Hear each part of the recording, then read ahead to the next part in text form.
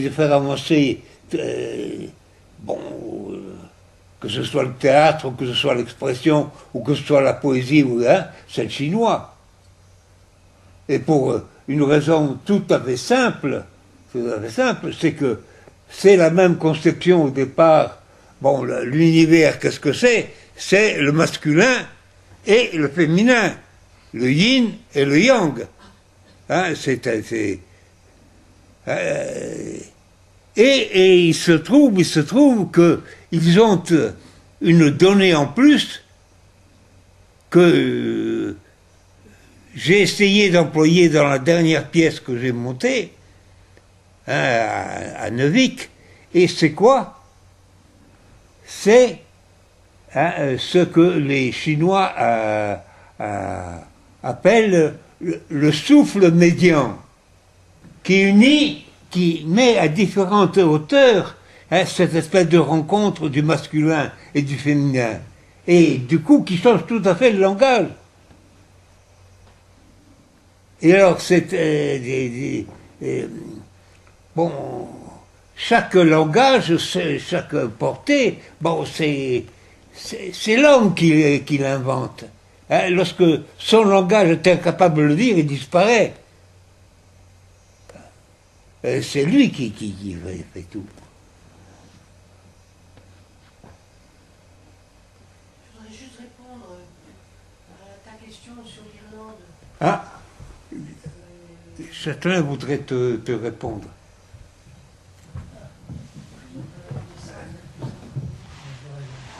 Non, c'est-à-dire que c'est pas une guerre de religion. C'est vraiment pas une guerre de religion. Quand Gatti est arrivé là, ils lui ont dit mais pourquoi tu fais pas un film sur Cromwell? C'est notre Hitler à nous. C'est-à-dire que voilà, c'est très simple. Et il faut juste un peu creuser sur comment ça s'est passé. Et après la Révolution française. Et c'est une très très vieille histoire. Où effectivement, si vous voulez, c'est la même histoire complètement dans une autre civilisation qui est la nôtre de ce qui a pu se passer avec les Indiens.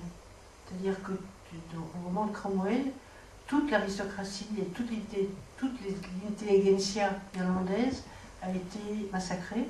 Donc n'est resté que le petit peuple, comme au Guatemala où les paysannes portent sans le savoir la reine, donc on ne comprend pas pourquoi elle porte des robes de travail à ce point ouvragées et compliquées et lourdes.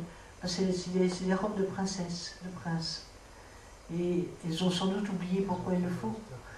Et cette histoire de... donc c'est pas du tout protestant catholique, je trouve que ça s'est passé comme ça, mais c'est quand on parle des arbres d'Irlande, toute la terre irlandaise est une immense forêt qui a été coupée par les Anglais pour faire la marine des bateaux anglais. Et que bon, c'est une histoire que je racontais à Gérard, que au moment du 19e où il y a eu la maladie des pommes de terre, il y avait une loi qui était très très ancienne, que les Irlandais n'avaient pas le droit d'aller sur la mer. La mer appartenait aux Anglais. British rules the seas. Donc il n'y a même pas eu le réflexe de survie d'aller pêcher. C'était interdit. Et toute l'immigration américaine, donc l'histoire catholique et protestante, il se trouve que, et c'est encore plus dramatique parce qu'effectivement les protestants que nous on a connus, quand ils arrivent en Angleterre, dans la mesure où ils parlent avec un accent irlandais, ils sont appelés paddies. Je veux dire que là, le nœud est très très très très très pervers dans cette histoire. Et au moment de les Irlandais ont été les seuls blancs à être cotés à un moment sur les marchés d'esclaves, ici en Irlande. En général, il fallait pas un rang noir ou en rouge en quelque chose pour que ça puisse être un esclave admissible. Les Irlandais non, et je ne sais pas si vous vous souvenez encore de quelques sorties de la princesse Margaret étant aux États-Unis et parlant des pigs. Les pigs, c'était les Irlandais. C'est-à-dire que le mépris profond. Je racontais une histoire à Océane Gérard, j'étais en train, chez la BBC à Londres, je cherchais des archives, donc j'étais allée chez eux pour retrouver les archives, et c'était un peu long, donc j'attendais, Et bon, j'étais une dame française qui venait, donc ils étaient charmants, et est-ce que peuvent-ils tout. Et puis ils me demandaient pour me faire attendre, qu'est-ce que je faisais là-bas en Irlande et pourquoi j'avais besoin de ces archives. Je leur racontais l'histoire du workshop. Alors ils m'ont dit, mais c'est complètement intéressant, mais pourquoi vous faites ça en Irlande? Ils sont tous tarés ou imbéciles, enfin je ne sais plus quel mot anglais ils ont employé. Ils vivent dans une île. J'étais à Londres. Donc je veux dire que ça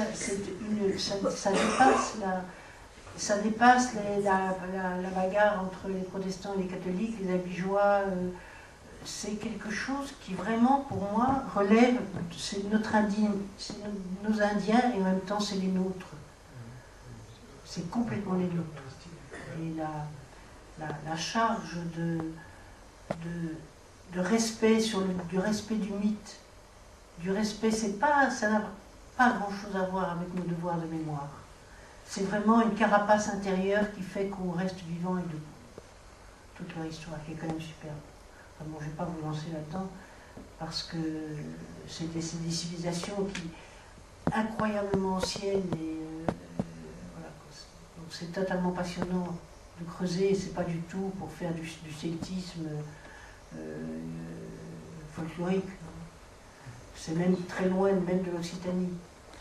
C'est des vieilles civilisations qui viennent, on retrouve même dans les grandes terres du Nord arctiques. Il y avait des Blancs qui venaient de là-bas. Et il y a des vieux contes, par exemple tout ce qui est gnome et tout ce qui est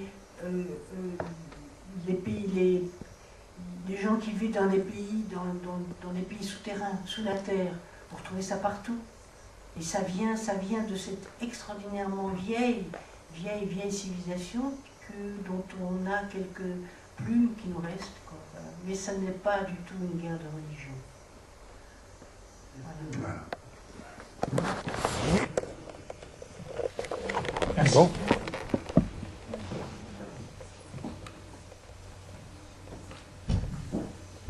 Est-ce que vous êtes retourné là-bas depuis ou dans les années qui ont suivi, et quel a été le devenir des jeunes que vous avez pu revoir, si vous avez fait cette démarche? Oui, je demandais si vous Je m'excuse, non mais vous avez 87 ans devant vous. Donc D'accord. Alors, je demandais si vous étiez retourné là-bas dans les années qui ont suivi, ou avez eu des nouvelles de ces jeunes avec lesquels vous avez tourné, travaillé. De temps en temps, Paddy Doherty, etc., on renoue le contact. Si on fait une manifestation, très souvent, on l'invite à venir, et il vient très, très, très volontiers, etc. Il donne des nouvelles, et puis c'est tout, quoi. Sauf que, maintenant, disons que l'Irlande disparaît entièrement, quoi. Le prétexte gaélique, ce n'est plus que du folklore, quoi.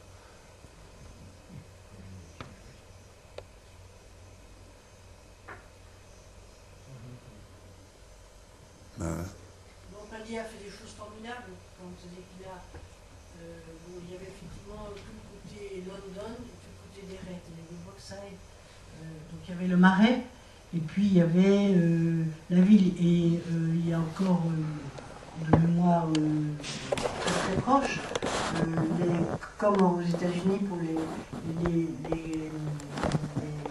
catholiques, sortir de la ville londonienne. Il y avait la cloche qui sonnait 8 heures du soir et ils sortaient. C'est ça, hein, Teresa. et tous les... Il y avait des... Par exemple, je me souviens, je dînais dans une famille et la discussion était est-ce qu'il fallait armer les policiers de Londres qui n'étaient pas armés à l'époque. Et donc ça discutait, est-ce que oui ou non, est-ce que... Et on parlait des plastic bullets, qui sont comment on appelle ça ici? Voilà. Et donc c'était la télévision anglaise, et ils regardent la télévision anglaise parce que c'était la leur. Et il était dit qu'il était absolument interdit et même inenvisageable d'utiliser ça, d'utiliser ces armes contre les civils. Bon, maintenant tout ça c'est bien loin. Simplement eux, sur leur cheminée, ils avaient tous les placibulès qui avaient frappé leur oncle, leur fils, leur frère. Donc ça veut dire qu'ils n'étaient pas considérés comme des gens. Ils étaient considérés parce que c'était effectivement une arme qu'on peut utiliser contre les animaux. Et c'est allé très très loin le mépris. Ça n'a rien à voir ni avec des colonies, ni avec des... C'est quelque chose, c'est une rupture, une fêlure profonde, profonde, profonde de civilisation. La civilisation celte, c'était une vraie civilisation très, très, très, très, très ancienne. Et donc, je sais pas, enfin, c'est difficile de faire disons que c'est pas une armée d'occupation se conduit mal, toujours, donc elle se conduisait mal. Voilà, quel ait été son rôle en 1945, que ça se conduit mal, c'est tout, quoi. Alors, quand ça se durcit, ça se conduit très mal, quand ça se ramollit. Alors maintenant, effectivement, moi, j'ai pas été, depuis mais Paddy avait, quand on est parti, il avait décidé de reprendre possession de toute la ville anglaise. Parce que comme c'était quand même, il y avait les riots, il y avait tout ça, les propriétaires avaient disparu souvent. On ne savait plus à qui les maisons appartenaient. Et donc il envoyait ces mouflets que vous avez vu, la tête qu'ils ont, les godasses qu'ils ont, ils étaient comme ça. Et ils allaient restaurer les maisons anglaises. Qui maintenant, donc ils étaient admis, puisqu'ils travaillaient dans la ville anglaise. Et donc il a refait le château des Doherty, je ne sais plus trop où c'en est maintenant. Voilà. À un moment, voilà, donc, je ne sais pas comment c'est l'Irlande actuelle. Je n'ai pas été, c'est depuis qu'il y a une sorte de compromis qui a été fait. Et je me souviens, ça allait au point, il y avait, je ne sais plus comment il s'appelle, celui qui dirigeait le Sinn Féin, le côté visible de la... Et il prenait la parole à la télévision et son discours était pas doublé, on avait enlevé les mots et c'était un comédien qui disait en anglais exactement ce que lui disait à la télévision parce qu'il était interdit d'entendre publiquement une voix des Irlandais. Et que donc du coup il s'inventait, par exemple dans les pubs, c'était très très joli, ça, il s'inventait pour être prêt le jour où il pourrait devenir des hommes publics, il s'inventait des espèces de procès. Par exemple, il y en avait un qui était est-ce qu'il y a des fantômes adhérés? Alors il y avait les pour et les contre, et le public était le jury. Et effectivement, qu'il y avait des fantômes adhérés, ça tombait sous le sens. Et c'était celui qui défendait le plus habilement la cause, le propos qui était proposé. Et moi j'ai assisté à celui où je t'en avais parlé, qui était pour ou contre la censure. Et celui qui défendait la censure a largement eu l'adhésion du public, disant que si on a une censure qui est à ce point forte, on a une pensée qui est forte. Donc c'est ce qu'il défendait, et il a été... voilà, parce qu'effectivement, pendant très très longtemps, il n'y avait pas de parole publique irlandaise possible.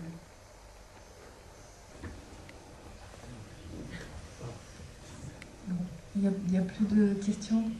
Les combattants sont épuisés. Bon, je crois qu'au soir, on a compris qu'on avait besoin de poètes en temps de guerre. Donc merci beaucoup Hélène, merci infiniment Armand, et bonne soirée à tous.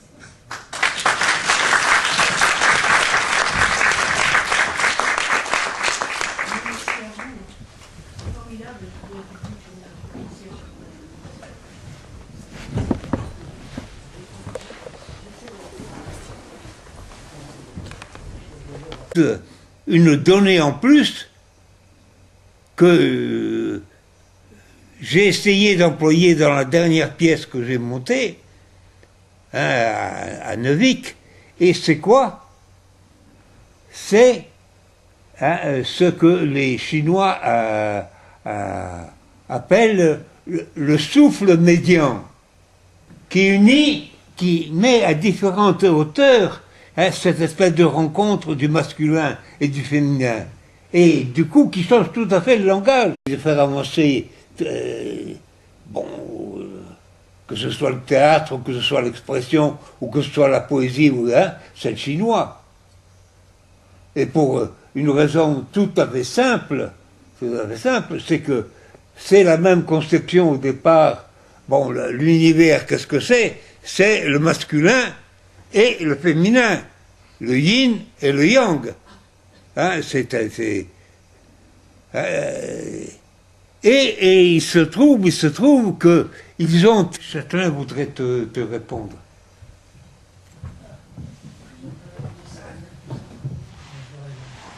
Non, c'est-à-dire que c'est pas une guerre de religion. C'est vraiment pas une guerre de religion. Quand Gatti est arrivé là, ils lui ont dit mais pourquoi tu fais pas un film sur Cromwell? C'est notre Hitler à nous. C'est-à-dire que voilà, c'est très simple. Et il faut juste un peu creuser sur comment ça s'est passé. Et après la Révolution française. Et c'est une très très vieille histoire.